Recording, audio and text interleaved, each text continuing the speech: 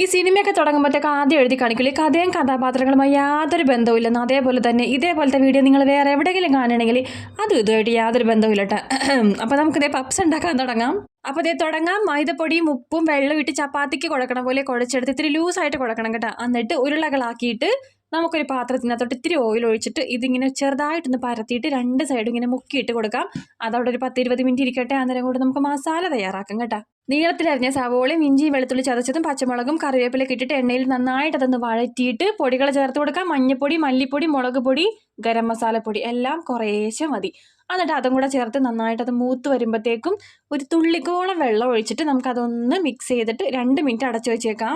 അതിനിടെ തന്നെ മുട്ടയൊക്കെ പുഴുങ്ങി രണ്ടാക്കി മുറിച്ച് അവിടെ മാറ്റി വെച്ചിട്ട് നമുക്കിനി പപ്സിൻ്റെ ഷീറ്റ് റെഡിയാക്കി എടുക്കാം. അപ്പോൾ നമ്മുടെ സ്ലാബില്ലേ ഞാൻ അവിടെ തന്നെ ഇട്ടിട്ടാണ് പരത്തുന്നത്. കാരണം എനിക്ക് ചപ്പാത്തി പലകയുണ്ട്, പക്ഷേ ഇത്തിരി നീട്ടി വലിച്ച് പരത്തണം കൊണ്ടിട്ട് ഞാൻ അവിടെ തന്നെ ഇട്ടു.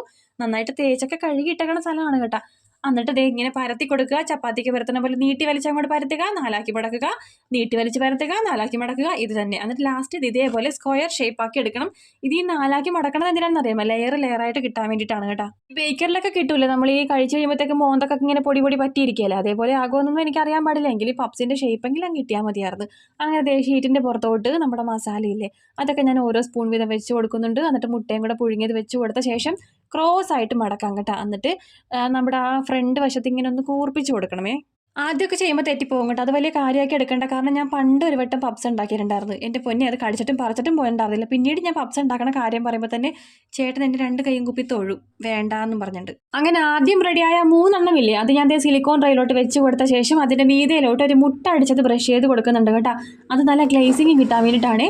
പിന്നെ അതുപോലെ നമ്മളിന്ന് എയർ ഫ്രയറിലാണ് കേട്ടോ മുട്ട പപ്സ് ഉണ്ടാക്കണത്. അങ്ങനെ ഒരു 180 ഡിഗ്രി സെൽഷ്യസിൽ ആദ്യം ഒരു 15 മിനിറ്റ് വെച്ച് കൊടുത്തിട്ടുണ്ട്. അപ്പോഴത്തേക്കും ബാക്കിയുള്ളൊരു 4 എണ്ണം കൂടി ഞാൻ റെഡിയാക്കി എടുത്തിട്ടുണ്ട്. അപ്പോൾ 15 മിനിറ്റിന് ശേഷം ഞാൻ തുറന്ന് നോക്കിയപ്പോഴത്തേക്ക് അത് ഇച്ചിരിയും കൂടെ ഒന്ന് മൊരിയാനുള്ളത് പോലെ എനിക്ക് തോന്നിയത് കൊണ്ടിട്ട് വീണ്ടും ഒരു 5 മിനിറ്റും കൂടെ വെച്ചിട്ടുണ്ട് കേട്ടോ. നീണ്ട ഒരു 20 മിനിറ്റിൻ്റെ കാത്തിരിപ്പിന് ശേഷം നമ്മുടെ മുട്ട പപ്സ് ഇവിടെ അടിപൊളിയായിട്ട് റെഡിയാക്കിയിട്ടുണ്ട് കേട്ടോ. അപ്പോൾ നന്നായിട്ട് വന്നപ്പോഴത്തേക്കും സ്വർഗ്ഗം കിട്ടിയത് പോലെയായിരുന്നു കേട്ടോ എനിക്ക്.